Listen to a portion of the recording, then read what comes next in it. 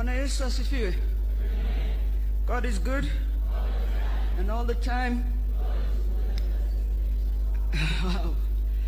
Asanteni sana. Leo umesikia tumerudi nyumbani. This is a place we've come meant for all our lives. I want to add the thanks of Mama, but also the thanks of my sister Rosemary Odinga, ambayo unamjua hapa Kibra.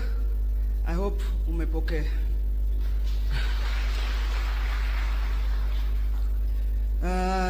Pili, ningependa kusema pole, kwa sababu imechukua muda mrefu kabla tukuje hapa, lakini nilikuwa na wasiwasi kidogo.